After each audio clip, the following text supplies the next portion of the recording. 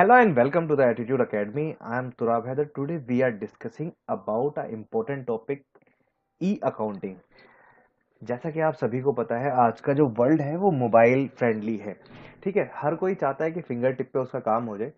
तो हर कोई जो कैरियर ऑप्शन तलाशता है वो ऐसा तलाशता है ताकि उसका काम आसान हो जाए और डिटेल में हो जाए। तो ई अकाउंटिंग से हमारा मतलब है इंटरनेट अकाउंटिंग, या आप इसे बोल सकते हैं कि पोर्टल वाइज अकाउंटिंग।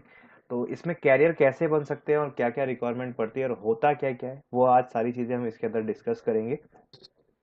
तो सबसे पहले समझते हैं कि एक्चुअल में ई अकाउंटिंग क्या है।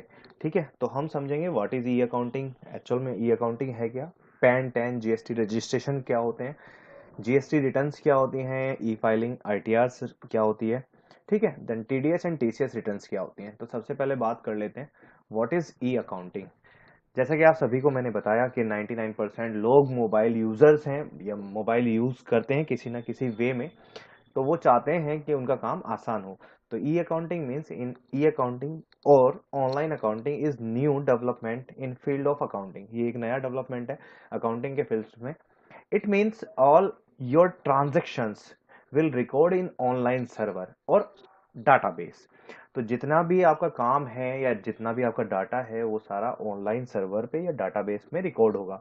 जस्ट लाइक वेबसाइट, जैसा कि आप वेबसाइट या ब्लॉग्स वगैरह चलाते हैं या वेब ब्लॉग्स लिखते हैं, वो सारी चीजें। बट फॉर ओपनिंग और making accounts will use login ID and password. जैसा कि आप देखते हैं जीएसटी का, अगर आपको किसी का रजिस्ट्रेशन भरना है या आईटीआर रिटर्न्स भरनी है तो आपको एक लॉगिन यूजर आईडी और पासवर्ड की रिक्वायरमेंट पड़ती है। जस्ट लाइक सिमिलर आपके फेसबुक टाइप में, जब आप फेसबुक पे कोई अपनी फोटो डालना चाहते हैं या अपनी कोई वीडियो डालना चाहते हैं तो आपको एक यूजर आईडी मिलती है और एक पासवर्ड मिलता है। आप उसको ओपन करते हैं, देन वहां पे अपनी शेयर्स करते हैं सारी वीडियोज एंड आपके फोटोज या कोई इंफॉर्मेशन।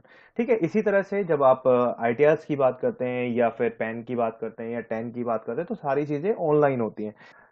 अगर आपको एक अकाउंटेंट बनना है तो आपको आज के टाइम के हिसाब से एक ई फाइलिंग करनी आनी मैंडेटरी है। लाइक आप टीडीएस की बात करें, टीटीएस की बात करें, आईटीआर की बात करें, जीएसटी की बात करें, सब जो टोटल पोर्टल्स हैं वो सारे के सारे ऑनलाइन हैं आपके आज। Income tax and E filing की बात करें यानी आईटीआर 1, आईटीआर 2, आईटीआर 3, यानी इनकम टैक्स रिटर्न्स की बात करते हैं अगर हम, तो वो सारे के सारे आपके ऑनलाइन हैं। जीएसटी ई फाइलिंग रिटर्न्स की बात करें, जीएसटीआर 1, जीएसटीआर 3 बी, जीएसटीआर 9 सब कुछ आपका ऑनलाइन होता है। टीडीएस रिटर्न्स और ई फाइलिंग की बात करें like 24Q, 26Q, 27Q, 27E, Q16 form generate करने की बात करें, या ट्रेस से आप फॉर्म 16A निकालने की बात करें, सब कुछ आपका टोटल बेस्ड है ई अकाउंटिंग पे यानी ऑनलाइन अकाउंटिंग पे। आरओसी रजिस्टर ऑफ कंपनी, ये भी सब ऑनलाइन ही होता है आज के टाइम में। तो ये सारी नॉलेज आपको ऑनलाइन बेस्ड होनी चाहिए आज के हिसाब से। ठीक है, अब डिपेंड करता है कौन कर सकता है ई अकाउंटिंग, या इसके लिए क्वालिफिकेशन या एजुकेशन कितनी रिक्वायर्ड है। मस्ट हैव पास 12th, आपको कम से कम 12th पास होना चाहिए। अगर आप कॉमर्स साइड से तो वेल गुड, अगर आप बीकॉम कर लेते हैं तो मस्ट है आपकी को है कि आप ई अकाउंटिंग की नॉलेज रखें, क्योंकि आने वाले टाइम में सारा कुछ आपका ई अकाउंटिंग बेस्ड ही होने वाला है। तो आई होप कि आपको समझ में आया होगा एक्चुअल में ई अकाउंटिंग क्या होती है, कैसे करते हैं। तो और इन्फॉर्मेशन के साथ आप हमें कमेंट्स बॉक्स में कमेंट्स कर सकते हैं। हमारी वीडियो को शेयर करें, लाइक करें, सब्सक्राइब करें। साथ ही हमारे चैनल के बेल बटन को क्लिक करना ना भूलें ताकि आने वाली वीडियोस के नोटिफिकेशन आपको टाइम टू टाइम मिलते रहें। Have a good day, thank you so much, bye bye.